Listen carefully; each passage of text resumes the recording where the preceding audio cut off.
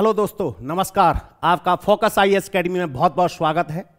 जैसा कि आज क्लास आपका तीसरा क्लास है और स्वतंत्र भारत की राजनीति की एनसीईआरटी आपको मैं पढ़ा रहा हूं, ठीक है, क्योंकि ये बहुत ही महत्वपूर्ण एनसीईआरटी है। पॉलिटिकल साइंस की एनसीईआरटी है, पॉलिटी की एनसीईआरटी है। आज जो मैं आपको टॉपिक पढ़ाऊंगा, मैं रजवाड़ों का विलय। क्या टॉपिक होगा आज का? रजवाड़ों का विलय। इससे पहले मैं भारत के निर्माण में या राष्ट्र निर्माण की चुनौतियों के बारे में चर्चा कर चुका हूं और मैं विस्थापन के बारे में भी चर्चा कर चुका हूं। आज का जो टॉपिक बहुत ही महत्वपूर्ण है, ठीक है, कि रजवाड़ों का विलय किस किस प्रकार हुआ, जब भारत देश आजाद हुआ, जब राष्ट्र के सामने क्या क्या चुनौतियां थी। उससे पहले मैं आपको एक मंत्र देना चाहूंगा। हालांकि मंत्र देने की इच्छा तो नहीं होती, क्योंकि आप सभी लोग विद्वान हैं, आपके अंदर सारी शक्तियां समाई हुई हैं, आप एक ईश्वरीय अवतार हो, लेकिन फिर भी कहानी आपको बताऊंगा जरूर जो आपके जीवन में काम आएगी। क्यों? क्योंकि आप मेहनत बहुत करते हो, बहुत पढ़ाई करते हो, बहुत संघर्ष करते हो, लेकिन फिर भी आप अपने लक्ष्य को प्राप्त नहीं कर पाते। इसके पीछे कारण क्या है कि आप अपने लक्ष्य को प्राप्त नहीं कर पाते? इसके पीछे एक वृत्तांत है। एक वृत्तांत सुनाऊंगा, उसके बाद आपको पता लग जाएगा कि आखिर हम सफल क्यों नहीं हो पाते। वो स्वामी विवेकानंद जी का वृत्तांत है। एक बार एक व्यक्ति था, कहानी सुनना, बड़ी मजेदार कहानी है जो आपके जीवन को बदल कर रख देगी। स्वामी विवेकानंद जी का एक वृत्तांत है, एक व्यक्ति की कहानी है।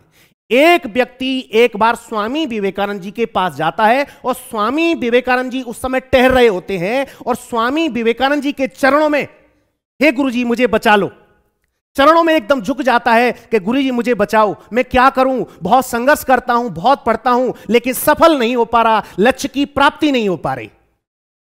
तो स्वामी जी ने कहा कि इसका जवाब दूंगा जरूर। जो मेरे साथ, ये मेरा जो कुत्ता है, इसको आप घुमा कर लाओ और आपके सवाल का जवाब मैं अवश्य दूंगा, लेकिन इस कुत्ते को ले जाइए और घुमा के लाइए। वो व्यक्ति या विद्यार्थी उस कुत्ते को घुमाकर लाता है और कुत्ते को घुमाने के बाद वो कुत्ता वापस आता है और स्वामी जी के पास आता है। वो व्यक्ति स्वामी जी के पास आ जाता है और कहता है गुरुजी आ गया, अब बताइए। जब स्वामी उस व्यक्ति से कहते हैं ये कुत्ता बहुत हाँफ रहा है, लेकिन आप नहीं थके लग रहे, आप नहीं हाँफ रहे, ऐसा क्यों? उस व्यक्ति का जवाब था कि कुत्ता इधर उधर बहुत झांक रहा था और इधर उधर झांक रहा था, इसलिए कुत्ता हाँफ रहा है और मैं कुत्ते के साथ सीधा सीधा चल रहा था। तो स्वामी विवेकानंद जी ने कहा कि जवाब आपको मिल गया। जो भी आप मेहनत कर रहे थे, जो भी आप मेहनत कर रहे थे, सही दिशा में नहीं कर रहे थे। कुत्ते के उदाहरण से सिखाने का प्रयास किया। तो कुल मिलाकर जो भी मेहनत करते हो, सही डायरेक्शन में करो, सही योजना के साथ करो और उस पर क्रियान्वयन करो, तो आप निश्चित रूप से सफल हो जाओगे। तो अपने लक्ष्य पर ध्यान केंद्रित करो, क्योंकि विद्यार्थी अपने लक्ष्य पर ध्यान केंद्रित नहीं करता। कुल मिलाकर एक बात कहूं, जिस चीज की वो तैयारी करता है उसे छोड़कर वो सारे काम करने लग जाता है, इसलिए वो लक्ष्य को प्राप्त नहीं कर पाता। तो ये बात बहुत ही महत्वपूर्ण है, इसलिए मैंने आपको बताया है, ठीक है। तो अब मैं टॉपिक, बहुत ही महत्वपूर्ण टॉपिक है, क्या है? रजवाड़ों का विलय। क्योंकि स्वतंत्र भारत की राजनीति की जो एनसीईआरटी है, उसका पहला चैप्टर है राष्ट्र निर्माण में चुनौतियां। क्या है? राष्ट्र निर्माण में चुनौतियां। तो मैं, इसका टॉपिक आज है रजवाड़ों का विलय। आपकी ये क्लास लाइव क्लास है। क्या है? लाइव क्लास है। आपका बस सहयोग और सपोर्ट चाहिए, इसको शेयर करते रहना, ठीक है, और चैनल को भी सब्सक्राइब करना। ओके, चलते हैं आगे। तो आज का टॉपिक बहुत ही महत्वपूर्ण टॉपिक है, जो राष्ट्र निर्माण की चुनौती की चर्चा हम कर चुके हैं। अब हम चर्चा करेंगे कि रजवाड़ों का विलय भारत में किस प्रकार हुआ। उस समय बहुत बड़ी समस्या थी हमारे सामने। क्या थी? समस्या थी। उस समय ब्रिटिश इंडिया हुआ करता था, जिसमें भारतीय प्रांत भी थे और रजवाड़े भी थे। भारतीय प्रांत भी थे, वो ब्रिटिश के अधीन थे, रजवाड़े स्वतंत्र थे। लेकिन जैसे ही भारत देश आजाद हुआ तो रजवाड़े भी स्वतंत्र हुए और प्रांत भी स्वतंत्र हुए। प्रांत भी स्वतंत्र हुए तो समस्या क्या आई? और रजवाड़ों की संख्या काफी मात्रा में ज्यादा थी। उस समय रियासतों की, रजवाड़ों की जो संख्या थी, 565 रियासतें थी। कुल मिलाकर भारत देश में 1/3 क्षेत्र में ये 565 रियासतें थी। इनका रियासतों का विलय कराना कोई आसान काम नहीं था। इन रियासतों के विलय में सबसे बड़ा कोई योगदान था, वो सरदार वल्लभ भाई पटेल का था। क्योंकि सरदार वल्लभ भाई पटेल को लोह पुरुष ऐसे ही नहीं कहा जाता, क्योंकि उन्होंने ही हमारे राष्ट्र के निर्माण में सबसे बड़ा योगदान दिया है और देश की एकता, अखंडता के लिए उन्होंने इन रियासतों के लिए विलय का काम किया, जिससे भारत का लोकतंत्र भी मजबूत हो सके, भारत का लोकतंत्र मजबूत हो सके। यह सरदार वल्लभ भाई पटेल का काम था और वल्लभ भाई पटेल ने इसको बेखूबी निभाया ताकि राष्ट्र मजबूत हो सके। क्या हो सके? मजबूत हो सके। अब प्रमुख बात हमारे सामने आती है, अब रियासतें थी, विलय तो हो रही थी और ज्यादातर रियासतें भारतीय संघ में विलय होना चाहती थी, लेकिन अंग्रेज या ब्रिटिश भारत में एक ऐसी बीमारी छोड़ गए कि रियासतें आजाद तो हुई, लेकिन उन्होंने राजाओं से कहा कि आप चाहे तो भारतीय संघ में शामिल होना चाहते हो तो हो सकते हो, चाहे आप पाकिस्तान में भी शामिल होना चाहते हो, चाहे आप स्वतंत्र भी रहना चाहते हो, क्योंकि राजा स्वतंत्र थे, किसी प्रजा से तो नहीं पूछना था, किसी प्रजा से तो नहीं पूछना था। सबसे बड़ा संकट यही था क्योंकि राजा अपनी रियासतों में लोकतांत्रिक अधिकार जनता को नहीं देना चाहते थे, जबकि सरदार वल्लभ भाई पटेल इन रियासतों का विलय करके आम जनता को लोकतांत्रिक अधिकार देना चाहते थे, क्योंकि लोकतांत्रिक अधिकारों से ही भारत देश का लोकतंत्र मजबूत होता है और देश की एकता अखंडता भी मजबूत होती है। क्योंकि रियासतें तो बहुत सारे क्षेत्रों में फैली हुई थी, छोटी छोटी रियासतें बताया, जैसे पूरे भारत देश में 1/3 क्षेत्र में रियासतें थी। अगर इन रियासतें अपने आप को स्वतंत्र घोषित कर देती, ये रियासतें अपने आप को स्वतंत्र घोषित कर देती तो भारत देश के कितने टुकड़े हो जाते। जिस हम भारतीय संघ की बात करते हैं, जिस अखंड भारत की बात करते हैं, क्या वो अखंड भारत आज हो पाता? नहीं हो पाता। जिस भारत देश की आज हम बात करते हैं, कितना विशालकाय भारत है, जिसको हम पूछते हैं, सम्मान करते हैं, हम इस देश के नागरिक हैं, लेकिन सरदार वल्लभ भाई पटेल ने देश को टूटने नहीं दिया। सरदार वल्लभ भाई पटेल ने देश को टूटने नहीं दिया, जबकि अंग्रेज तो ये बीमारी फैलाई गए थे और रियासतों को तो कह के ही चले गए थे कि आप स्वतंत्र हो, अपने आप को स्वतंत्र राष्ट्र घोषित भी कर सकते हो, भारतीय संघ में भी शामिल हो सकते हो और पाकिस्तान में भी शामिल हो सकते हो। सबसे बड़ी समस्या तो यह थी, लेकिन जिम्मेदारी सरदार वल्लभ भाई पटेल पे थी। लेकिन कुछ रियासतें ऐसी थी जिनमें बड़ी कठिनाई आ रही थी सरदार वल्लभ भाई पटेल को। वो कौन सी रियासतें थी जिसमें बड़ी कठिनाई आ रही थी सरदार वल्लभ भाई पटेल को? वो 4 रियासतें थी। कितनी थी? 4 रियासतें। वो 4 रियासतों के बारे में मैं आपको एक बार बताता हूं।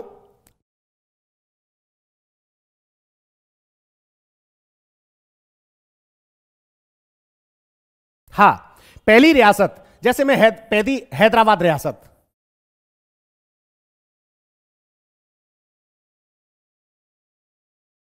हैदराबाद था। दूसरा आपका जूनागढ़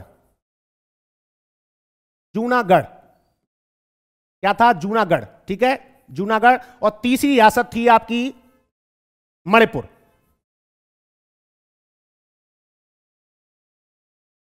तीसरी रियासत थी मणिपुर और चौथी रियासत थी आपकी जम्मू कश्मीर। क्या थी? जम्मू कश्मीर। ये 4 रियासतें ऐसी थी जिनका विलय कराने में सरदार वल्लभ भाई पटेल को, किसको? सरदार वल्लभ भाई पटेल को कठिनाइयों का सामना करना पड़ा। जिस हम भारतीय संघ की बात करते हैं तो बड़ा आसान नहीं था, मतलब इन रियासतों का और जो आपके प्रांत थे उनका विलय कराना कोई आसान काम नहीं था। तो 4 रियासतों ने बड़ी बदमाशी की, जूनागढ़, हैदराबाद, मणिपुर और जम्मू कश्मीर। लेकिन फिर भी सरदार वल्लभ भाई पटेल ने बातचीत के माध्यम से इन रियासतों का भारतीय संघ में विलय कराया। इसलिए हम सरदार वल्लभ भाई पटेल को लौह पुरुष का दर्जा देते हैं। क्या कहते हैं? लौह पुरुष का दर्जा देते हैं। तो हैदराबाद, जूनागढ़, मणिपुर और जम्मू कश्मीर। अब 4 रियासतें जैसे हम मैप के जरिए देखें तो मैप के जरिए मैं बता सकता हूं कौन सी क्षेत्र है ये। जैसे मैं आपके सामने एक मैप बनाता हूं, ठीक है,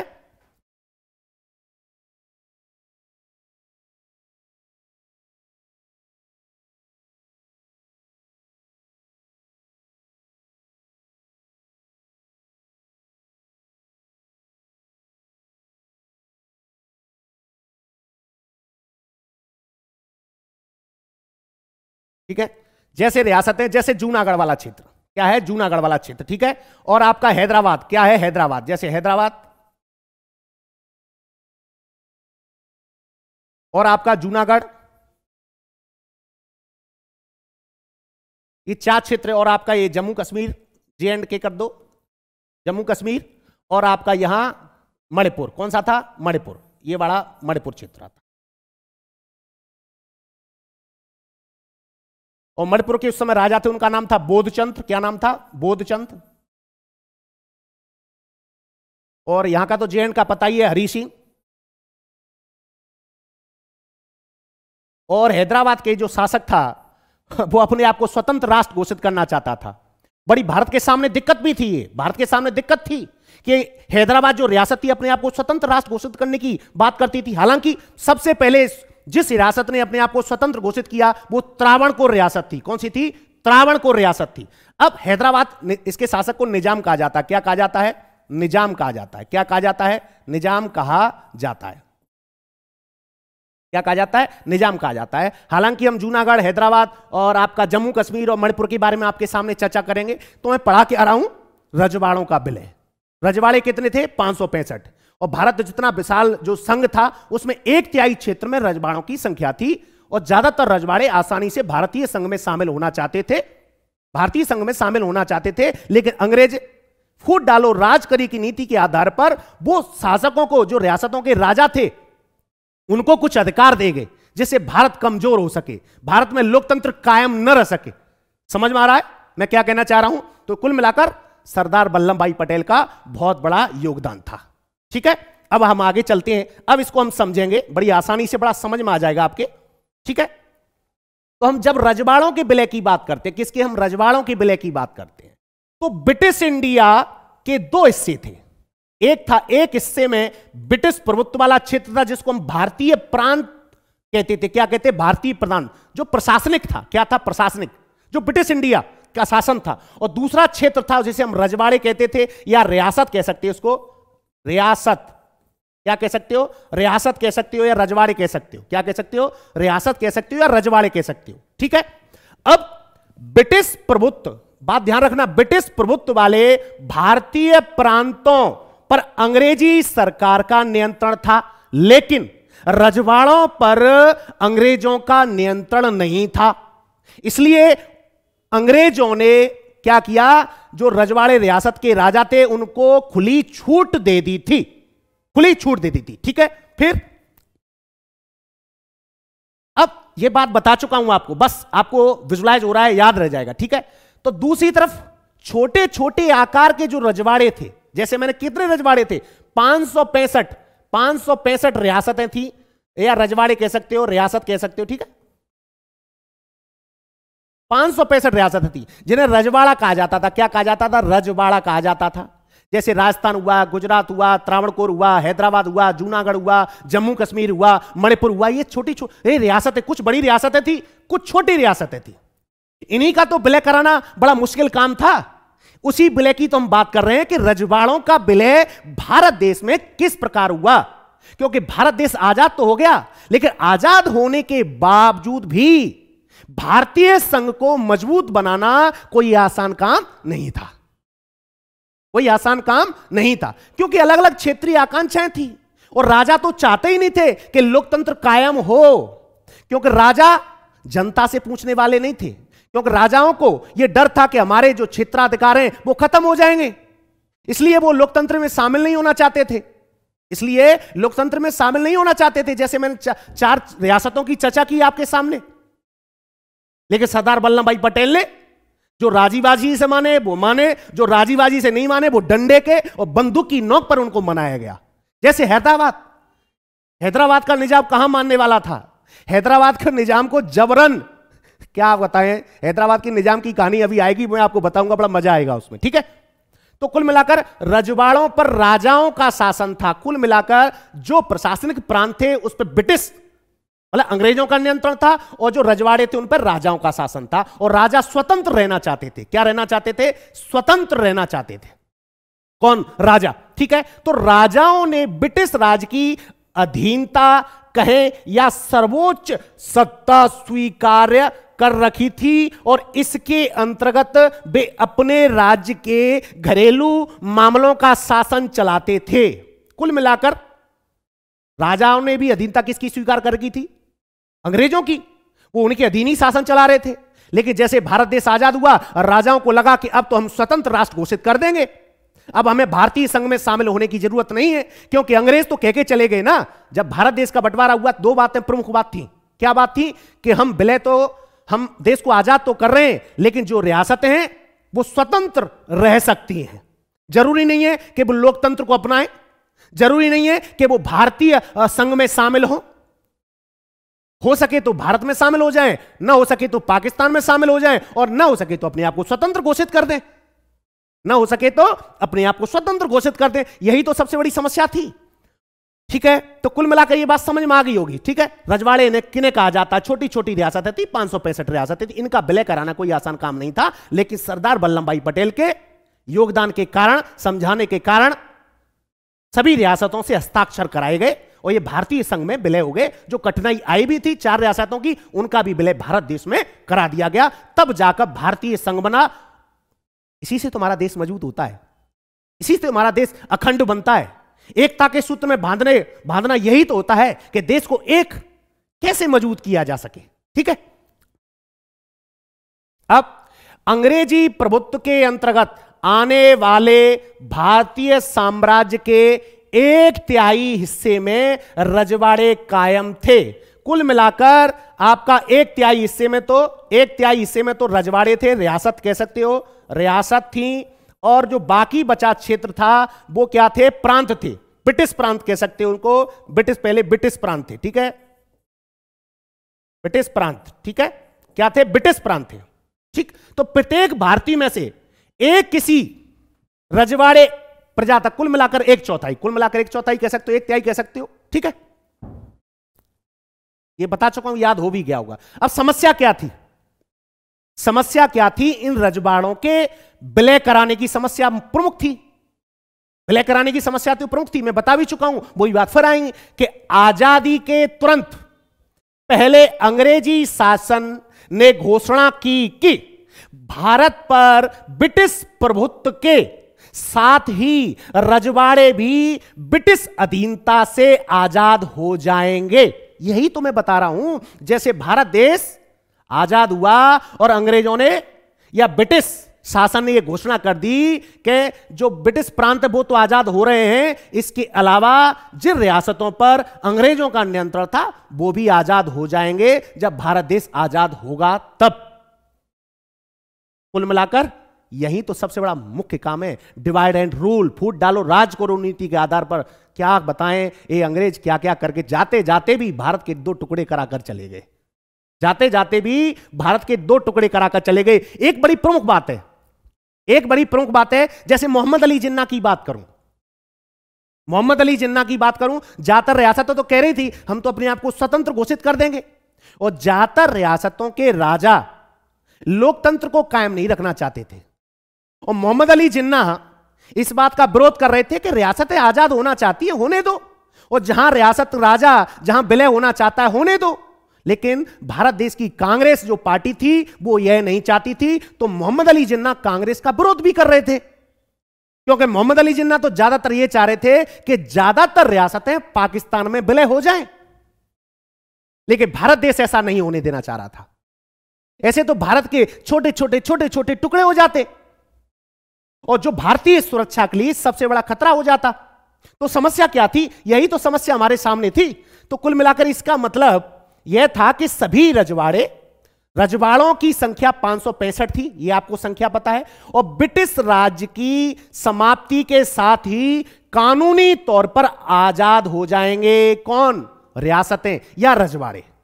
रियासतें या रजवाड़ों की आजादी की मैं बात कर रहा हूं। क्लियर हो रहा है? नहीं आ रहा हो तो कमेंट कर सकते हो, पूछ भी सकते हो। ठीक है, जो समस्या थी। अब अंग्रेजी राज्य का नजरिया यह था, फूट डालो राज करो, यही सबसे बड़ा नजरिया था, क्योंकि अंग्रेजों में अब जान तो नहीं बची थी, वो खत्म हो चुके थे। क्योंकि द्वितीय विश्व युद्ध के दौरान ऐसा नहीं कि अंग्रेज बहुत चालू खोपड़ी थे, उन्हें पता है कि अब हम कुछ कर नहीं पाएंगे, बहुत कमजोर हो चुके थे, तो उन्होंने कहा ठीक है देश को आजाद कर देते हैं। हालांकि भारत देश को आजाद कराने के लिए भारत देश के क्रांतिवीरों ने देश की आजादी की लड़ाई लड़ी, क्योंकि वो तो लोकतंत्र को कायम रखना चाह रहे थे ना। ठीक है, तो कुल मिलाकर रजवाड़े अपनी मर्जी से चाहे तो भारत चाहे तो पाकिस्तान में शामिल हो जाएं या फिर अपना स्वतंत्र अस्तित्व अपनाएं। यह बात कौन कह गया? ये अंग्रेज सरकार का नजरिया था। वो यही तो चाहते थे कि 565 रियासतें हैं, भारत के छोटे छोटे छोटे छोटे टुकड़े हो जाएंगे, यहां अलग अलग भाषा, अलग अलग क्षेत्र, अलग अलग नजरिया, अलग अलग धर्म, समझ रहे हैं, कहीं हिंदू कहीं मुस्लिम, ऐसे छोटी छोटी रियासतें, अलग अलग देश बनेंगी तो देश के टुकड़े टुकड़े हो जाएंगे, जो भारत की सुरक्षा के लिए, सिक्योरिटी के लिए बहुत बड़ा खतरा होता, बहुत बड़ा खतरा होता। लेकिन यह जिम्मेदारी हमारे देश के जो गृहमंत्री, तत्कालीन गृहमंत्री सरदार वल्लभ भाई पटेल ने बहुत बखूबी रूप से निभाई और इन रियासतों का भारत में विलय कराया। और ज्यादातर रियासत तो चाहती भी थी कि भारतीय संघ में शामिल हो, कुछ रियासतें थी उनको लठ के जोर से या सेना के जोर से उनको विलय करा लिया गया। ठीक है, तो भारत और पाकिस्तान में शामिल होने या स्वतंत्र हैसियत बनाए रखने का फैसला रजवाड़ों की प्रजा को नहीं करना था। कुल मिलाकर यही तो सबसे बड़ी बात थी, समस्या तो यही थी। समस्या तो यही थी कि फैसला प्रजा को नहीं करना था, जो रियासत थी या जो रजवाड़ा था, फैसला प्रजा को नहीं करना था, राजा को करना था। अब राजा ही फैसला करेगा तो फिर जनता का क्या महत्व है? फिर लोकतंत्र कहां रहा? फिर लोकतंत्र कहां रहा? समझ रहे हैं? तो कुल मिलाकर किसको फैसला करना था? रजवाड़ों की प्रजा को नहीं, राजा को करना था। किसको करना था? राजा को करना था। और यह फैसला लेने का अधिकार राजाओं को दे दिया गया। ये जाते जाते ये अंग्रेज ऐसा ऐसा बीमारी भारत देश में फैला गए, जिससे भारत फिर टूट जाए, जिससे भारत कमजोर हो जाए, जिससे भारत का लोकतंत्र मजबूत न हो, जिससे भारत का लोकतंत्र मजबूत न हो। और जो भारत राष्ट्र का निर्माण करना चाह रहा था, राष्ट्र का निर्माण करना चाह रहा था, राष्ट्र की समृद्धि चाह रहा था, अखंड भारत चाह रहा था, उसको तोड़ने का काम इन अंग्रेजों ने किया, जाते जाते किया, क्योंकि ये अधिकार देकर चले गए। भारत के सामने बड़ी समस्या थी, भारत के सामने बड़ी समस्या थी। ठीक है, तो यह आप में एक बहुत बड़ी गंभीर समस्या थी। कौन सी समस्या? कौन सी समस्या? कि फैसला राजा ही लेगा, उस रियासत की प्रजा फैसला नहीं ले सकती। इससे लोकतंत्र खतरे में पड़ रहा था, इससे लोकतंत्र कमजोर हो रहा था।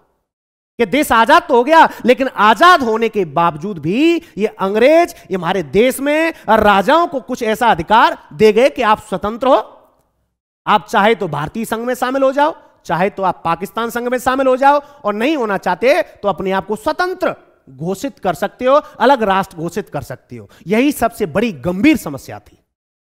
तो रजवाड़ों के विलय को हम पढ़ा रहे हैं, और रजवाड़ों का विलय में कोई आसान नहीं था। लगता आज है कि भारत को अखंड भारत कैसे बनाया जाए, सरदार वल्लभ भाई पटेल को इसलिए हम सैल्यूट मारते हैं, लौह पुरुष कहते हैं, सम्मान करते हैं। क्या करते हैं? सम्मान करते हैं। ठीक है, तो गंभीर समस्या थी, और इससे अखंड भारत के अस्तित्व पर ही खतरा मंडरा रहा था कि भारत का अस्तित्व रहेगा कि नहीं रहेगा। भारत देश आजाद तो हो गया, अब ये छोटी छोटी रियासतें हैं, ये रियासतों के राजा अपने आप को स्वतंत्र घोषित करने लगे, तो इस अखंड भारत का क्या होगा? इस लोकतंत्र का क्या होगा? क्या हम आजादी की लड़ाई इसलिए लड़ रहे थे कि ये 565 रियासतें अपने आप स्वतंत्र घोषित कर दें? इसके लिए तो हम आजादी की लड़ाई नहीं लड़ रहे थे। लेकिन राजा महत्वाकांक्षी थे, वो अपने आप को स्वतंत्र घोषित करना चाहते थे। यही तो समस्या थी, यही सबसे बड़ी गंभीर समस्या थी। अखंड भारत, अखंड अस्तित्व में सबसे बड़ा यह खतरा था रजवाड़ों का विलय। तो समस्या ने जल्दी ही अपने तेवर दिखाना स्टार्ट कर दिया। इन्होंने, रियासतों के राजाओं ने, यह समस्या गंभीर होने लगी। अगर इस समस्या का निजात नहीं पाया जाता तो जिस भारत में इतने राज्य हैं, इतनी रियासत थी, वो छोटे छोटे टुकड़े हो जाते। जिस भारत मैप का नक्शा देखते हैं ना, छोटे छोटे देश टुकड़े हो जाते, छोटे छोटे छोटे। बताओ भारत की स्थिति क्या होती? न जाने आपका कौन सा देश होता, न जाने कौन सा देश होता। लेकिन भारतीय राजनीति में कुछ नेता ऐसे भी थे जो भारतीय संघ को मजबूत भी बनाना चाहते थे, अखंड भारत बनाना भी चाहते थे और भारतीय लोकतंत्र को मजबूत बनाना भी चाहते थे। क्योंकि राष्ट्र निर्माण चैप्टर का नाम क्या है? राष्ट्र निर्माण की चुनौतियां। तो राष्ट्र निर्माण में जो चुनौतियां आई, उन चुनौतियों से निपटने में सरदार वल्लभ भाई पटेल की भूमिका को हम दरकिनार नहीं कर सकते। जो गंभीर समस्या थी उससे निजात पाने के लिए सरदार वल्लभ भाई पटेल का बहुत सराहनीय योगदान है। ठीक, तो समस्या जल्दी ही अपने तेवर दिखाने लगी। शुरू में ही सबसे पहले रियासत के राजा सबसे पहले एक त्रावणकोर क्षेत्र पड़ता है केरल प्रांत में, और यहां राजा ने अपने राज्य को आजाद रखने की घोषणा कर दी। समस्या यहां आई, ये अपने आप को स्वतंत्र राष्ट्र घोषित करने की घोषणा कर दी त्रावणकोर रियासत ने। मणिपुर भी उधर भाग रहा, उधर हैदराबाद भी भाग रहा, उधर जूनागढ़ का भी राजा भाग रहे। समस्या तो थी, समस्या तो बड़ी गंभीर थी। अब अगले ही दिन हैदराबाद के निजाम ने भी ऐसी हरकत कर दी, घोषणा कर दी। अब लगने लगा कि जिस देश की आजादी मिली है अब तो वो आजादी खतरे में पड़ने लगी। इस आजादी का करेंगे क्या जब देश के छोटे छोटे टुकड़े हो जाएंगे और जो रियासतें अपने आप को स्वतंत्र घोषित करने लगेंगी। बहुत बड़ी विकट समस्या थी, बहुत बड़ी विकट समस्या थी। ठीक है, तो शासक मसलन भोपाल के नवाब संविधान सभा में शामिल भी नहीं होना चाहते थे। ये तो अपने आप को स्वतंत्र घोषित कर दिए थे, क्योंकि बीमारी तो कौन फैला के गया था? कौन फैला के गया था बीमारी? ये अंग्रेज। जाते जाते भी डिवाइड एंड रूल, फूट डालो राज करो नीति के आधार पर राजाओं में ऐसा कुछ भर गए कि राजाओं ने अपने आप को स्वतंत्र घोषित करने की घोषणा धीरे धीरे करने लगे, जिससे हमारे राष्ट्र के सामने चुनौतियां आने लगी। क्या आने लगी? चुनौतियां आने लगी। ठीक है, तो रजवाड़ों के शासकों के रवैये में, रजवाड़ों के जो शासक थे रवैये में यह बात साफ हो गई थी कि आजादी के बाद हिंदुस्तान के कई छोटे छोटे देशों की शक्ल में बट जाने वाला था। और यही खतरा भारत देश के नेताओं या भारत पर मंडरा रहा था कि अगर ऐसे छोटी छोटी रियासतें अपने आप को आजाद घोषित करने लगी, वहां प्रजा का कोई अधिकार न हो, तो इस अखंड भारत का होगा क्या? इस आजादी का होगा क्या? ऐसे तो छोटे छोटे टुकड़े हो जाएंगे, ऐसे तो छोटे छोटे टुकड़े हो जाएंगे। यही सबसे बड़ी गंभीर समस्या थी, यही चुनौतियां थी। क्या थी? यही चुनौतियां थी राष्ट्र के निर्माण में। तो राष्ट्र के निर्माण में चुनौतियों से कैसे निकाला जाए भारत को, तो सरदार वल्लभ भाई पटेल ने इन चुनौतियों से निकालने का काम किया। क्योंकि जो भी रियासतें थी उनका विलय कराया, जिससे अखंड भारत बन सके, जिससे भारत का अस्तित्व खतरे में न पड़े, जिससे भारत देश का लोकतंत्र भी मजबूत हो, जिससे जो भी व्यक्ति हैं भारत के नागरिक हैं उनको मूल अधिकार मिले, चाहे वो किसी भी धर्म का व्यक्ति हो, किसी भी जाति का हो, किसी भी मजहब का हो। जाति कहते हैं ना, जाति धर्म लिंग भेद के आधार पर किसी भी प्रकार का कोई भेदभाव ना हो और अंतिम छोर के व्यक्ति को लाभ भी पहुंचे, तभी तो भारत मजबूत होगा, तभी तो राष्ट्र का निर्माण होगा। भाई राष्ट्र का निर्माण ऐसे थोड़ी होता है कि कुछ तबके के लोगों को लाभ पहुंचे और अंतिम छोर के व्यक्ति को लाभ ना पहुंचे। आ रहा समझ में? ठीक है, तो यही समस्या सबसे बड़ी सामने थी कि ऐसे ऐसे जैसे त्रावणकोर हुआ, आपका हैदराबाद का निजाम हुआ, ये अपने आप को स्वतंत्र घोषित करने लगेंगे तो छोटे छोटे जो देश की शकल बट जाने का खतरा भारत देश में मंडराने लगा था। तो यही समस्या थी, यही समस्या थी रजवाड़ों की। अब लोकतंत्र का भविष्य अंधकार में, यही तो मैं कह रहा हूं, लोकतंत्र खतरे में पड़ने लगा। क्योंकि देश की आजादी की लड़ाई लड़ी तो जा रही थी, लेकिन उस लड़े जाने से पहले ही भारत के जो राजनेता थे उन्होंने कहा था कि जिस दिन भारत देश आजाद होगा उस दिन भारत में लोकतंत्र कायम होगा और लोकतंत्र में ही अंतिम छोर के व्यक्ति को लाभ पहुंच पाएगा। हर व्यक्ति को अभिव्यक्ति की आजादी होगी, हर व्यक्ति को समानता का अधिकार होगा और किसी का शोषण नहीं होगा और धार्मिक स्वतंत्रता भी होगी। ठीक, तो लोकतंत्र का भविष्य अंधकार में होने लगा। क्यों? क्योंकि छोटी छोटी रियासतें अपने आप को स्वतंत्र घोषित करने लगी। जब छोटी छोटी रियासतें अपने आप को स्वतंत्र घोषित करेंगी तो लोकतंत्र बच पाएगा? नहीं बच पाएगा। इसलिए हम आजादी की लड़ाई लड़ रहे थे कि एक दिन ये मोह देखना पड़ेगा कि जितनी रियासतें अपने आप को स्वतंत्र घोषित करने लगे या पाकिस्तान में विलय हो जाएं या पाकिस्तान में विलय हो जाएं। ऐसा तो नहीं सोचा था, लेकिन नेताओं को भी नहीं पता था कि ऐसा होने वाला है।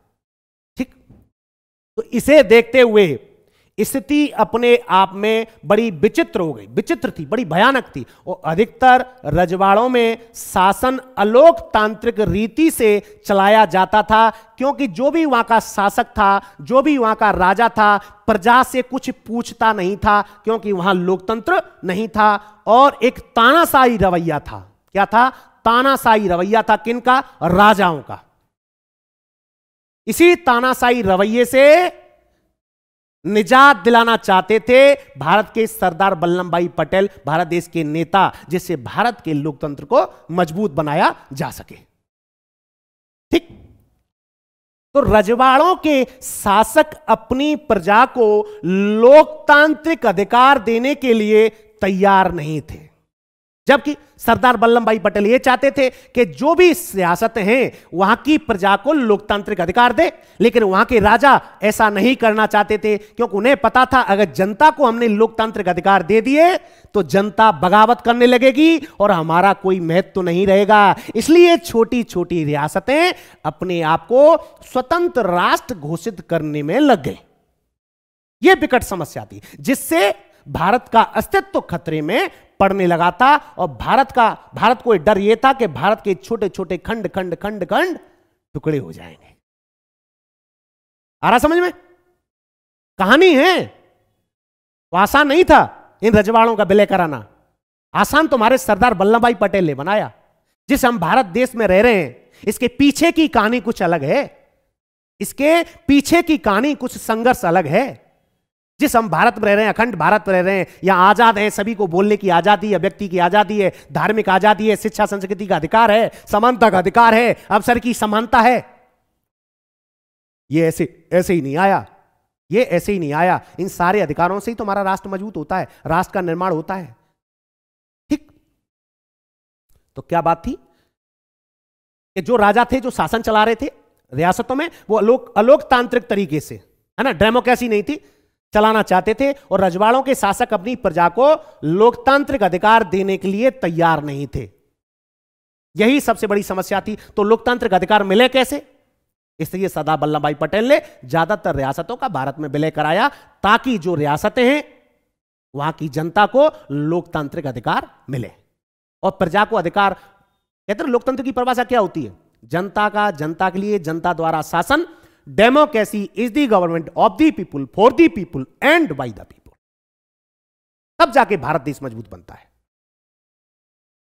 तो आजादी के बाद भी बहुत सारी समस्याओं का सामना करना पड़ा। आजादी के बाद भी बहुत सारी समस्याओं का सामना करना पड़ा। अब जैसे ये सरदार पटेल, क्या है, ये जो फोटो दिखाई दे रहा है, ये सरदार पटेल हैं। ठीक है, तो सरदार पटेल रियासतों के शासकों में एक पत्र लिखा रियासतों को कि भैया विलय हो जाओ। क्यों भारत के टुकड़े करा रहे हो? क्यों जनता के अधिकारों को छीनने की कोशिश कर रहे हो? क्यों लोकतंत्र को कमजोर करने की कोशिश कर रहे हो? अगर ऐसे ऐसे आप अलग अलग खंड बनाने लगेंगे, अलग अलग स्वतंत्र राष्ट्र घोषित करने लगेंगे, तो व्यक्ति के अधिकारों का क्या होगा? क्या पत्र लिखा, उस पत्र को जरूर पढ़ो कि सरदार वल्लभ भाई पटेल ने जितनी भी रियासतें थी उनको क्या पत्र में लिखा। तो हम भारत के इतिहास के एक यादगार मुकाम पर खड़े हैं। यादगार क्यों? क्योंकि भारत देश उस समय आजाद हुआ। बड़ी खुशी भी थी कि भारत देश आजाद हुआ। जो 200 साल से गुलाम था अंग्रेजों का, भारत आजाद हुआ। और साथ ही मिलकर आजाद हो गए, साथ ही मिलकर चलें तो देश को हम महानता की नई बुलंदियों तक पहुंचा सकते हैं। जैसे मैं आज की बात करूं, देश बुलंदियों तक कब पहुंचता है? जहां क्षेत्रीय आकांक्षाओं का ख्याल रखा जाता है, जहां मूल अधिकारों का ख्याल रखा जाता है, जहां हर भाषा को बराबर सम्मान मिलता है, जहां धर्म निरपेक्षता होती है, जहां पंथ निरपेक्षता होती है, सेकुलरिज्म कह सकते हैं उसको। ठीक है, तभी तो भारत मजबूत होगा, तभी तो भारत नई बुलंदियों को छुएगा। तो यही तो पत्र लिखा कि जो हमने आजादी की लड़ाई लड़ी, जो हमारा इतिहास था, जो मुकाम हमने हासिल किया है अब तक, तो देश को हम महानता की नई बुलंदियों तक पहुंचा सकते हैं। जबकि अगर एकता का अभाव में हम अप्रत्याशित विपदाओं के घेरे में होंगे तो भारत कभी तरक्की नहीं कर सकता। तो सरदार वल्लभ भाई पटेल भारत की तरक्की चाहते थे, अखंड भारत का निर्माण चाहते थे, राष्ट्र का निर्माण चाहते थे। कौन कौन? सरदार वल्लभ भाई पटेल। और इसलिए उन्होंने ये पत्र लिखा उन रियासतों के जो राजाओं को कि आप ऐसा मत करो, आपकी क्या इच्छा हम पूरी करेंगे, लेकिन आप भारतीय संघ में विलय हो जाओ और जनता को लोकतांत्रिक अधिकार दो। ठीक है। तो भारत की रियासतों में इस बात को पूरी तरह से समझेंगी। उन्होंने पत्र लिखा रियासतों को कि हमारी जो मैंने लेटर लिखा है आप मेरी बात को जरूर समझोगे। रियासतें, अगर हमने सहयोग नहीं किया तो सर्वसामान्य की भलाई में साथ मिलकर कदम नहीं बढ़ाया तो क्या होगा? तो अराजकता फैलेगी, अनार्किज्म, अराजकता आएगी। क्योंकि जो रियासतें थी वहां का राजा था वो अलोकतांत्रिक तानाशाही रवैये से शासन चलाना चाह रहा था। तो क्या होगा? अगर अलोकतांत्रिक तरीके से तानाशाही तरीके से शासन चलाएगा तो क्या होगी? अनार्किज्म फैलेगा, अनार्की फैलेगी, अराजकता फैलेगी, अराजकता आएगी तो हिंसा फैलेगी, अगर हिंसा फैलेगी तो क्या होगा? राष्ट्र कमजोर होगा, तो अर्थव्यवस्था भी कमजोर होगी। तो हम में से सबको, चाहे कोई भी छोटा हो या बड़ा, घेर लेगी और हमें बर्बादी की तरफ ले जाएगी। यह पत्र सरदार वल्लभ भाई पटेल ने, जो 565 रियासतें थी, उन रियासतों के राजाओं को यह पत्र लिखा कि जो हमने आजादी की लड़ाई लड़ी, जो हमारा इतिहास है, हम मिलकर आगे बढ़ते हैं, हम आपको अलग से स्वायत्ता देंगे, आपको सुविधाएं देंगे, लेकिन हम लोकतंत्र को कमजोर नहीं कर सकते। और लोकतंत्र जब ही मजबूत बनेगा, चाहे छोटी रियासत हो चाहे बड़ी रियासत हो, सबको मिलकर चलना पड़ेगा और लोकतांत्रिक तरीके से चलना पड़ेगा। कैसे चलना पड़ेगा? लोकतांत्रिक तरीके से चलना पड़ेगा। ठीक। ये लेटर किसने लिखा? सरदार वल्लभ भाई पटेल ने। अब सरकारों का नजरिया, सरकार का क्या नजरिया था? किसका? सरकार का, भारत सरकार का, कि छोटे बड़े विभिन्न आकार के देशों में बंट जाने की इस संभावना के विरुद्ध अंतरिम सरकार ने कड़ा रुख अपना लिया। भैया, जो विलय नहीं होगा उसको सेना के बल के आधार पर, लठ के जोर पर, समझ रहे हो, लठ के जोर पर या सेना के जोर पर उनको विलय कराया जाएगा। क्योंकि भारत को कमजोर नहीं किया जा सकता, कि दुनिया की ताकतें बड़ी नजर गड़ाए बैठी हैं कि भारत में कब फूट पड़े और फिर भारत को गुलाम बनाया जा सके। और सरदार वल्लभ भाई पटेल और भारत देश के नेता ऐसा नहीं चाहते थे, ऐसा नहीं चाहते थे। और ये जो मुस्लिम लीग की हम बात करते हैं ना, मुस्लिम लीग, मोहम्मद अली जिन्ना, ये बड़ा क्रूर आदमी था। इसने ही भारत देश का बंटवारा करने में बहुत बड़ी भूमिका निभाई थी। तो मुस्लिम लीग ने भारतीय राष्ट्रीय कांग्रेस के इस कदम का विरोध किया। कौन से कदम का? क्योंकि अंग्रेज या ब्रिटिश सरकार क्या कह के गई थी? वो उन्होंने कहा कि हमने जो भारतीय प्रांत हैं या ब्रिटिश शासन था, जो भी प्रांत हैं या रियासतें, हमने आजाद कर दी। अगर आप भारत में विलय होना चाहते हैं तो भारतीय संघ में विलय हो जाइए, अगर पाकिस्तान संघ में शामिल होना चाहते हैं तो पाकिस्तान संघ में शामिल हो जाइए, अगर आपको स्वतंत्र घोषित करना चाहते हैं स्वतंत्र घोषित कर सकते हैं। और इस बात का समर्थन कौन कर रहा था? मुस्लिम लीग के शासक मोहम्मद अली जिन्ना तो इसका समर्थन कर रहे थे। ये तो अच्छी बात है कि ज्यादातर रियासतें पाकिस्तान में शामिल हो जाएंगी, लेकिन भारत इसका विरोध कर रहा था और भारतीय राष्ट्रीय कांग्रेस ने इस कदम का विरोध किया, मुस्लिम लीग का या मोहम्मद अली जिन्ना का। आसान नहीं था रियासतों का विलय, क्योंकि बीमारी फैला के कौन गया? अंग्रेज गए। तो लीग का या मुस्लिम लीग का मानना था कि रजवाड़ों को अपनी मन मर्जी का रास्ता चुनने के लिए छोड़ दिया जाना चाहिए। आखिर क्या चाहते थे मोहम्मद अली जिन्ना? आखिर क्या चाहता था मुस्लिम लीग? या देश के छोटे छोटे टुकड़े हो जाएं? ज्यादातर रियासतें, कई रियासतें ऐसी थी जहां मुस्लिमों की आबादी थी, क्या छोटे छोटे पाकिस्तान बना दिए जाएं जिससे हमारे देश की सुरक्षा खतरे में पड़ जाए? लेकिन कांग्रेस ने इसका पुरजोर तरीके से विरोध किया।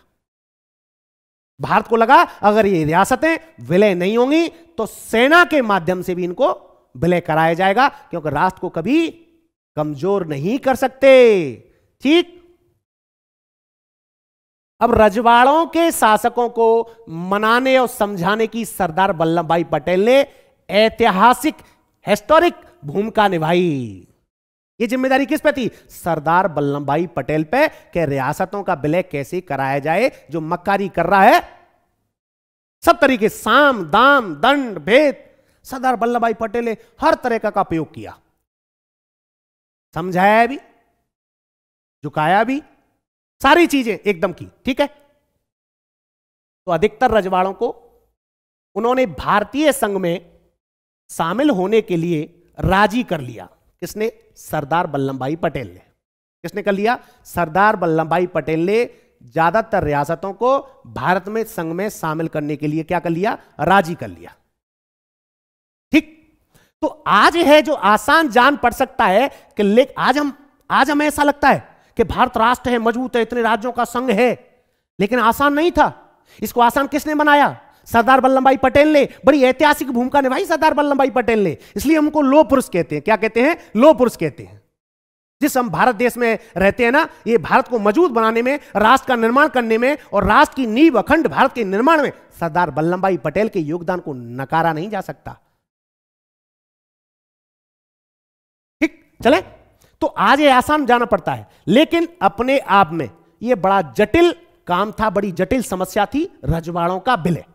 इसके लिए बड़ी चतुराई और युक्तिपूर्ण पहल कदमी की जरूरत थी, जो सरदार वल्लभ भाई पटेल ने वो पहल कदमी की थी, उन रजवाड़ों का विलय भारत देश में कराया। जो बड़ी समस्या थी, उस समस्या को आसान बनाने का काम सरदार वल्लभ भाई पटेल ने किया। इसलिए हम सरदार वल्लभ भाई पटेल को पूछते हैं और सम्मान की दृष्टि से आप देखते हैं, और महान नेताओं उनका प्रमुख स्थान है भारतीय संघ में विलय कराने के लिए। ठीक है, अब जैसे मिसाल के तौर पर देखें कि आज के उड़ीसा की छोटी छोटी बातें, आज के उड़ीसा में, तब आज उड़ीसा राज्य है, अलग अलग जैसे उड़ीसा राज्य की हम बात कर रहे हैं, उस समय उड़ीसा राज्य में छोटी छोटी रियासतें 26 थी। अगर ये छोटी छोटी रियासतें 26 थी तो उड़ीसा में 26 देश बन जाते। उड़ीसा में 26 देश बन जाते तो भारत अखंड बन पाता, भारत राष्ट्र का निर्माण हो पाता? नहीं हो पाता ना। और छत्तीसगढ़ में 15 छोटे छोटे देश बन सकते थे, रजवाड़े थे। लेकिन सरदार वल्लभ भाई पटेल ने जो 565 रियासतें थी, सबका विलय भारत में कराया, जो सराहनीय था। और सौराष्ट्र में 14 बड़े रियासत थी और 119 छोटे छोटे रजवाड़े थे। कितने देश बन जाते 2-3 राज्यों में? 565 देश और तैयार हो जाते इस भारत देश के अंदर।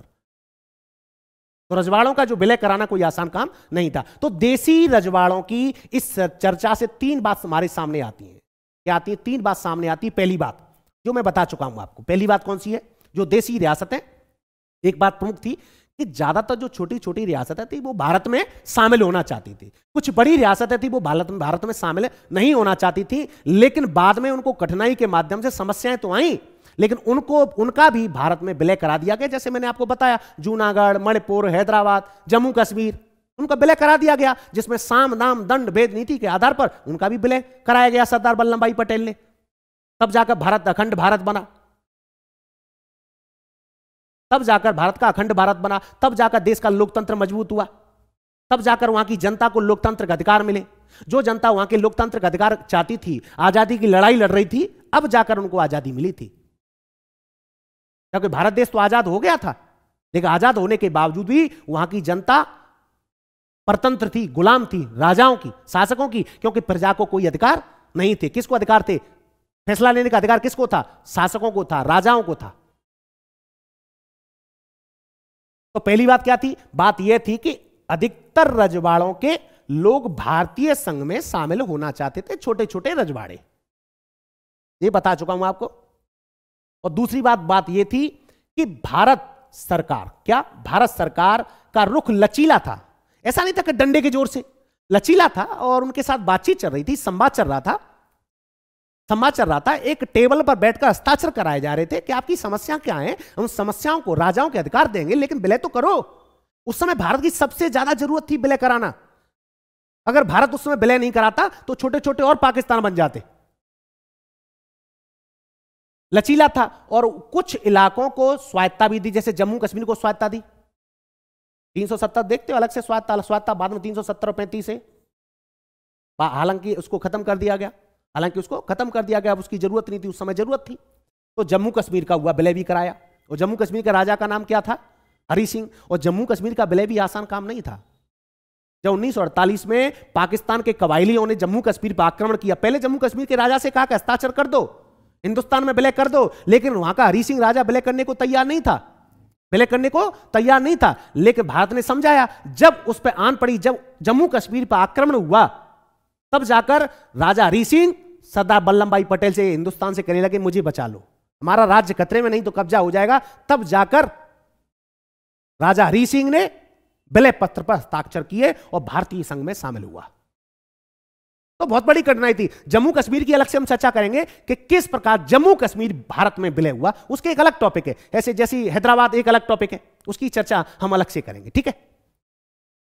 तो भारत सरकार ने विभिन्नताओं को सम्मान देने और विभिन्न क्षेत्रीय मांगों को संतुष्ट करने के लिए रुख अपनाया। देखो, क्षेत्रीय आकांक्षाएं तो भारत में थी, भारत बड़ा विशाल देश था, है ना, जिसे उपमहाद्वीपी कहा जाता है। यहां अलग अलग धर्म, अलग अलग भाषाएं, कहीं तमिल, कहीं तेलुगु, कहीं मलयालम, कहीं मराठी, कहीं गुजराती, कश्मीरी, उड़िया, बंगाली, असमिया, नहीं जानो कितनी भाषाएं।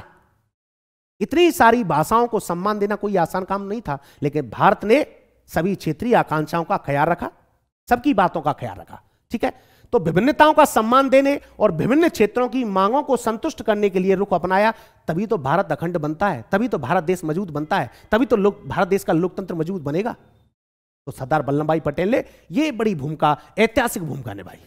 इसने सरदार वल्लभ भाई पटेल ने, ठीक है, यह सबसे बड़ी बात थी। तो भारत ने लचीला रुख अपनाया, और अगर भारत लचीला रुख नहीं अपनाता तो जो 565 रियासतें थी उनका विलय कराना कोई आसान काम नहीं था। इसमें से 10-20 रियासतें तो ऐसी होती और कठोर तरीके से रवैये से होता तो अनारकी अराजकता भी फैलती और विद्रोह हो जाता, जो भारत देश कभी चाहता ही नहीं था। भारत सरकार नहीं चाहती थी कि विद्रोह हो, अराजकता फैले। तो बातचीत के माध्यम से, लचीले रुख के माध्यम से राजाओं को कुछ स्वायत्तता भी दी गई, अधिकार भी दिए गए। तब जाकर राजाओं ने, छोटे छोटे रियासतों ने भारतीय संघ में विलय किया।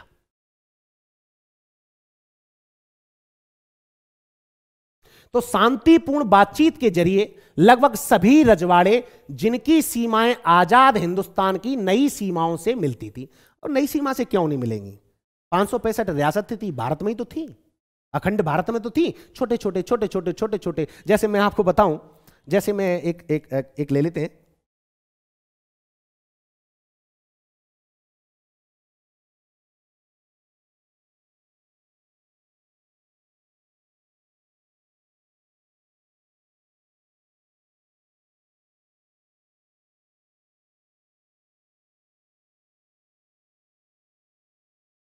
अब जैसे भारत है, अब ये छोटा देश, उड़ीसा में 26 रियासत, छोटे देश, यहाँ छोटा देश, यहाँ छोटा देश, यहाँ छोटा देश।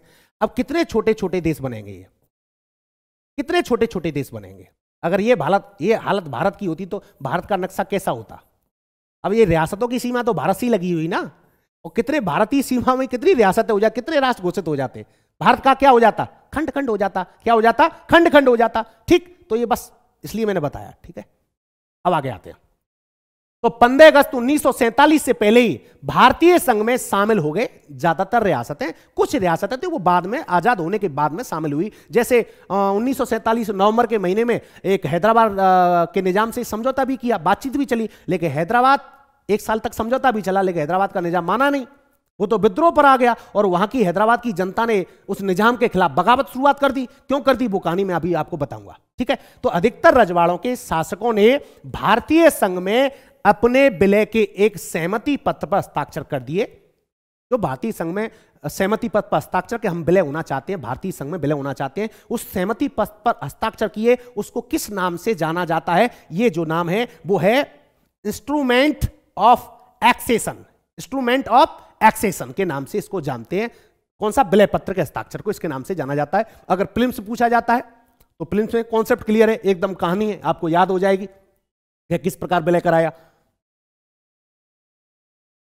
अब इस पर हस्ताक्षर का अर्थ था कि रजवाड़े भारतीय संघ का अंग बनने के लिए सहमत हो गए, विलय पत्र पर हस्ताक्षर किए, अभी जो मैंने बताया। और जूनागढ़, अब 4 रियासतें ऐसी थी, जूनागढ़, हैदराबाद और कश्मीर और मणिपुर की रियासतों का विलय बाकियों की तुलना में थोड़ा कठिन था। बड़ी परेशानियां आई, किसको, सरदार वल्लभ भाई पटेल को बहुत बड़ी दिक्कत आई।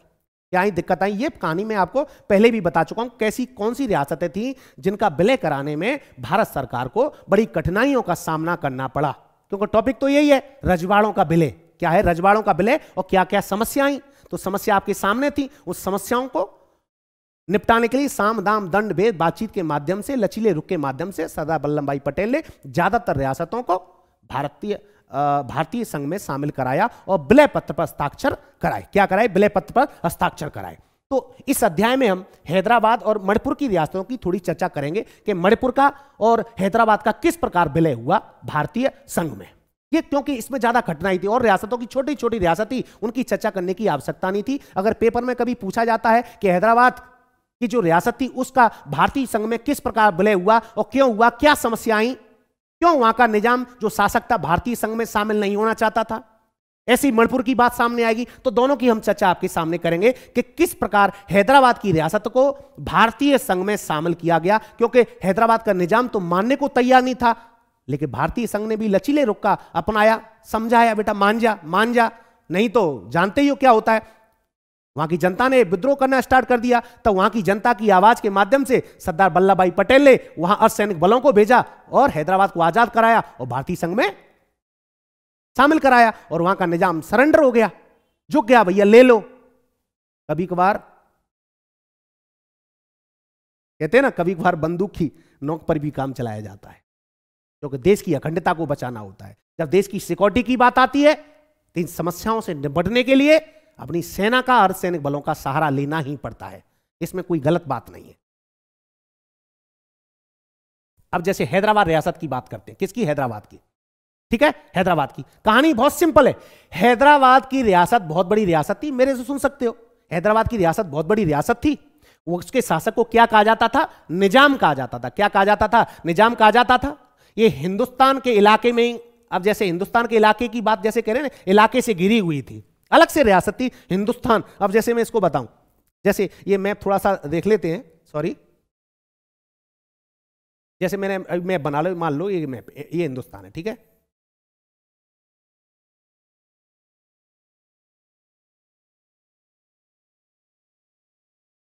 अब ये जो क्षेत्र था वो हैदराबाद था, हैदराबाद। अब ये हिंदुस्तान, चारों तरफ इसके क्या है? हिंदुस्तान। अब इसको क्या पाकिस्तान बना दें? इसको क्या पाकिस्तान? एक बात और बता देता हूं, यहां का शासक ही मुस्लिम था, लेकिन ज्यादातर आबादी यहां हिंदू थी। और जो हैदराबाद का निजाम था, जो उसके रजाकार थे, जो उसके सैनिक थे, वहां की आम जनता का शोषण करते थे, रेप करते थे, बलात्कार करते थे। वहां की औरतें बहुत परेशान थी, उठाकर ले जाते थे, जबरन धर्म परिवर्तन भी कराते थे। समस्या तो यही थी।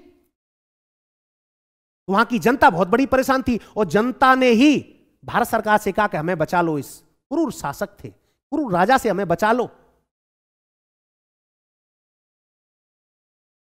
ठीक है, तो हैदराबाद की रियासत बहुत बड़ी रियासत थी और यह रियासत चारों तरफ से हिंदुस्तान के इलाके से घिरी हुई थी। और पुराने हैदराबाद के कुछ हिस्से, आज के कुछ, हैदराबाद रियासत छोटी नहीं थी, हैदराबाद रियासत थी, उसके साथ कुछ हिस्सा महाराष्ट्र का भी लगा हुआ था, कुछ कर्नाटक का भी लगा हुआ था, क्योंकि जो आंध्र प्रदेश राज्य था उसके बगल में आपका कर्नाटक भी था और महाराष्ट्र भी था। तो हैदराबाद रियासत काफी बड़ी थी, काफी बड़ी थी। और ये जिद पड़ा हुआ था निजाम तो कि अलग स्वतंत्र राष्ट्र घोषित कर दूंगा। अब मान लो कि भारत देश को बीचों बीच ज्यादातर रियासत तो भारत में विलय हो गई और बीचों बीच में अलग राष्ट्र की मांग करने लगे, तो भारत की सुरक्षा खतरे में पड़ती, एक बीमारी और नासुर बन जाती। लेकिन उस नासुर को खत्म करने का काम सरदार वल्लभ भाई पटेल ने किया। किसने किया? सरदार वल्लभ भाई पटेल ने किया। तो महाराष्ट्र, ये मैंने बता दिया, कर्नाटक और बाकी आंध्र प्रदेश में। हैदराबाद के शासक को क्या कहा जाता था? निजाम कहा जाता था। यह आपको सारी कहानी पता है। और दुनिया के सबसे बड़े दौलतमंद लोगों में शुमार था हैदराबाद का निजाम। कौन था? हैदराबाद का निजाम। और हैदराबाद की रियासत को आजाद रियासत का दर्जा दिया जाए, इस बात को कौन कह रहा था? वहां का शासक निजाम। अलग स्वतंत्र राष्ट्र घोषित किया जाए हमारा, लेकिन भारत देश ने ऐसा होने नहीं दिया। और निजाम ने 1947 के नवंबर में भारत सरकार से एक समझौता भी किया, भारत के साथ यथास्थिति बहाल करने के लिए कि मैं स्वतंत्र रहूं। और भारत ने उसकी बात को माना। ठीक है, अभी हाल में कुछ स्थितियां ऐसी हैं, आपको हम अलग से स्वायत्ता देते हैं, लेकिन निजाम के जो रजाकार थे बड़े जुल्मी थे, जुल्म समझते हो? जो जुल्म ढाने का काम करते थे, हत्याएं करते थे, आबरू लूटते थे।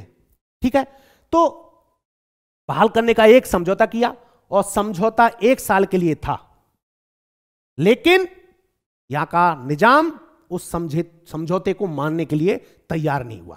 तो सीधी सी बात है, एक हैदराबाद का शासक, उसको निजाम कहा जाता है, और निजाम अपने आप को स्वतंत्र राष्ट्र घोषित करने के पक्ष में लगा हुआ था। कौन? निजाम। और बड़ा दौलतमंद शासक था, दुनिया का सबसे बड़ा।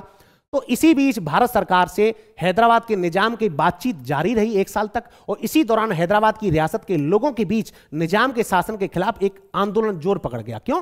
क्योंकि हैदराबाद का जो शासक था, जो निजाम था, वहां की जो प्रजा थी उसको लोकतांत्रिक अधिकार नहीं थे। वहां की प्रजा लोकतांत्रिक अधिकार चाहती थी, क्योंकि हैदराबाद का शासक जुल्म ढा रहा था, हत्याएं कर रहा था, रेप बलात्कार जैसी घटनाएं हो रही थी। इसलिए वहां की आम जनता ने निजाम के खिलाफ बगावत शुरुआत कर दी, एक आंदोलन खड़ा कर दिया। क्या कर दिया? एक आंदोलन खड़ा कर दिया। और सबसे ज्यादा इस आंदोलन में कोई भूमिका निभाई, वो वहां की महिलाओं ने निभाई। किसने निभाई? महिलाओं ने निभाई।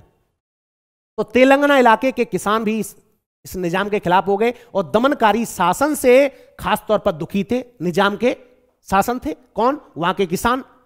तो तेलंगाना क्षेत्र था, पहले आंध्र प्रदेश में ही था। ठीक है, तो निजाम के खिलाफ उठ खड़े हुए महिलाएं निजाम के शासन में सबसे ज्यादा जुल्म की शिकार हो रही थी, सबसे ज्यादा जुल्म की शिकार होती। सबसे ज्यादा हैदराबाद का जो निजाम था, उसके शासक थे, उसके सैनिक थे, उसके रजाकार थे, जो शासन को चला रहे थे, वो जबरन बहन बेटियों की इज्जत, आबरू को लूट रहे थे, रेप बलात्कार कर रहे थे, और कब्जा कर रहे थे, और लोकतांत्रिक अधिकारों का हनन कर रहे थे। इसलिए यह आंदोलन खड़ा हुआ। किसके खिलाफ? निजाम के खिलाफ। किसके निजाम? हैदराबाद के निजाम के खिलाफ।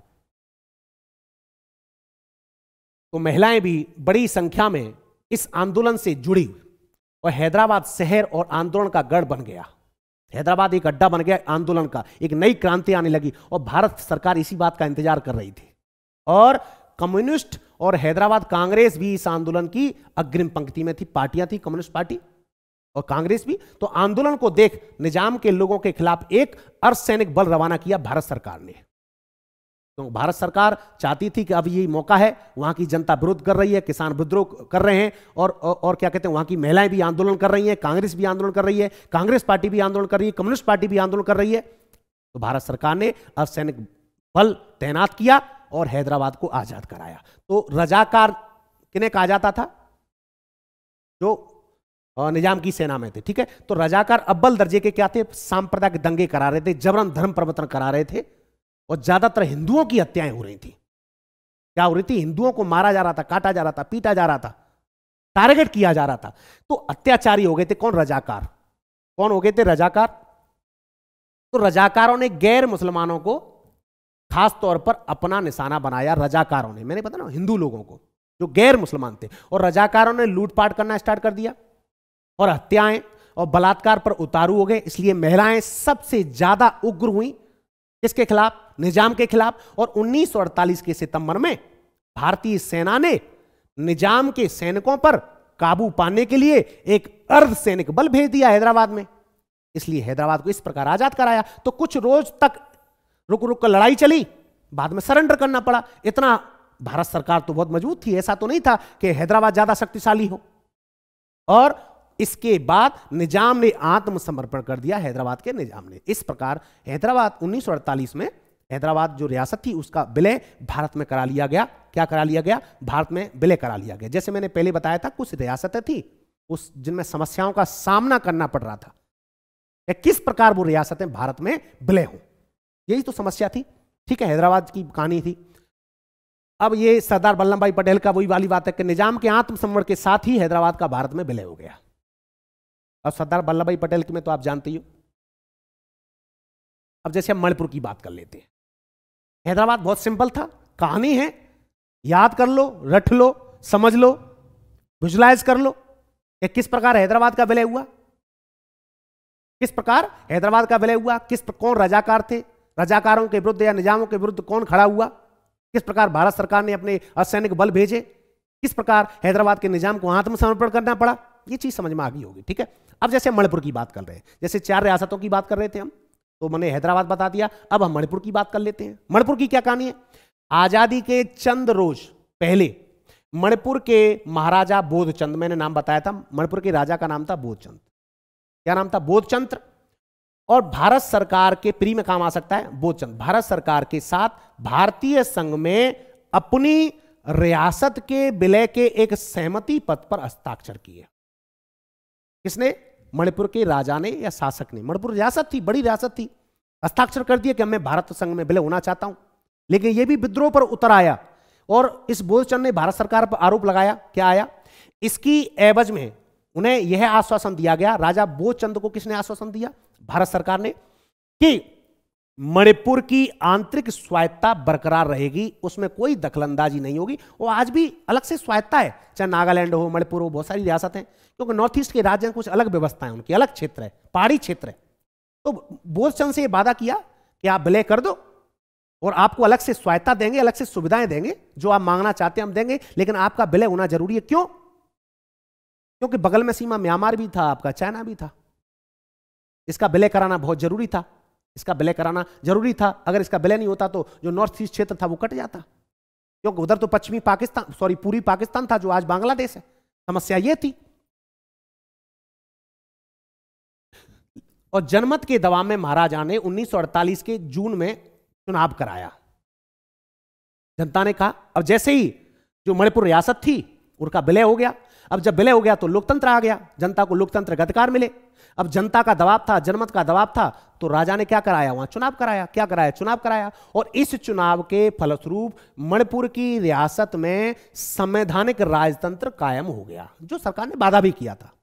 संवैधानिक, कुल मिलाकर राजतंत्र तो होगा, लेकिन वहां की जो जनता है, प्रजा है, उसको फंडामेंटल राइट्स होंगे, उसको व्यक्ति की आजादी होगी, उसको धार्मिक आजादी होगी, कोई भी उसका शोषण नहीं कर सकेगा, सबको अवसर की समानता होगी, ये सारे अधिकार दिए गए, संवैधानिक राजतंत्र।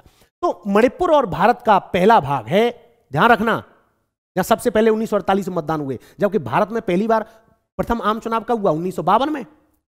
प्रथम आम चुनाव कब हुआ? 1952 में। लेकिन भारत का एक पहला ऐसा राज्य है मणिपुर, भारत का एक पहला भाग है जहां सार्वभौमिक वयस्क मताधिकार के सिद्धांत पर चुनाव कराया गया।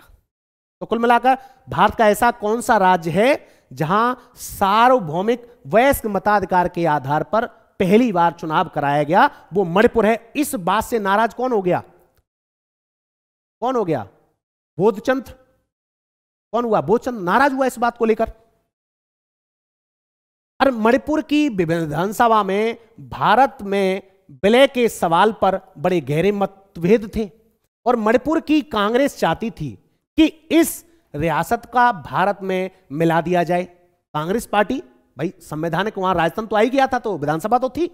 अब जबकि दूसरी राजनीतिक पार्टियां इसके खिलाफ थी, इसलिए चाहे मणिपुर हो चाहे नागालैंड हो, इसलिए वहां अलगाबादी, जो कहते हैं ना, नॉर्थ ईस्ट में अलगाबाद ज्यादा था, नॉर्थ ईस्ट में अलगाबादी शक्तियां बहुत ज्यादा थी, ठीक है नहीं थी? आपको पता है, चाहे नागालैंड हो चाहे मिजोरम हो, है ना, चाहे लालडेंगा हो, ये सारी बहुत सारे क्षेत्र थे, अलग से उसको पढ़ते हैं। क्षेत्रीय आकांक्षाओं में वो चैप्टर आएगा, बड़ा मजे के साथ उसको पढ़ेंगे कि नॉर्थ ईस्ट राज्यों में क्या क्या अलगाववाद की आकांक्षाएं थी, क्यों विद्रोह कर रहे थे, नक्सलाइट कह सकते हो। तो मणिपुर की निर्वाचित विधानसभा से परामर्श किए बगैर भारत सरकार ने महाराजा पर दबाव डाला, निर्वाचित विधानसभा से कोई परामर्श नहीं लिया और राजा पर दबाव डाला कि वे भारतीय संघ में शामिल होने के समझौते पर हस्ताक्षर करें, जो बोधचंद से वादा किया था सरदार वल्लभ भाई पटेल ने।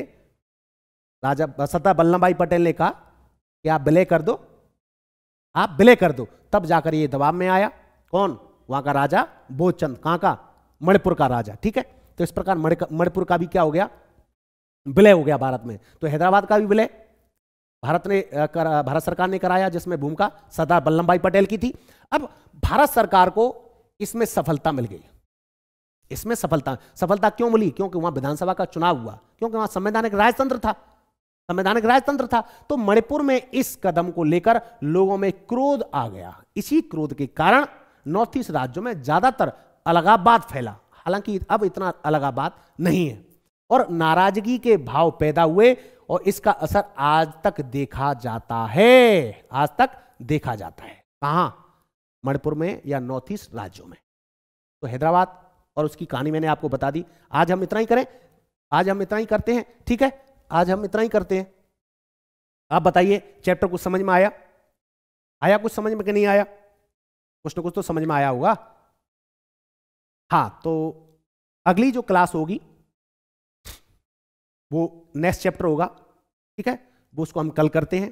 तो ज़्यादा से ज़्यादा लोग इसको चैनल को सब्सक्राइब करें, आपका सहयोग होगा। मैं चाहता हूं कि लाइव क्लास लूं, मैं डेली आपसे 2-3 दिन से कह रहा हूं कि लाइव क्लास जरूर लूंगा, लेकिन आपकी संख्या थोड़ी ज़्यादा होनी चाहिए, उसमें थोड़ा आनंद ज़्यादा आएगा। 30 से 40-50 बच्चे हो जाते हैं, बड़ा मजा आएगा। इसलिए कह रहा हूं जितने भी आपके मित्र हैं, दोस्त हैं, यार हैं, है ना, ज़्यादा से ज़्यादा उनको वीडियो शेयर करें और चैनल को सब्सक्राइब करने के लिए जरूर कहें, लाइक करें, शेयर करें, ठीक है। अगर नेक्स्ट क्लास हम अगले दिन लेते हैं। तो जय हिंद, जय भारत। क्या चैप्टर होगा मैं बताता हूं, इस चैप्टर को हम नेक्स्ट क्लास में पूरा कंप्लीट हम कर देंगे, ठीक है। जय हिंद, जय भारत।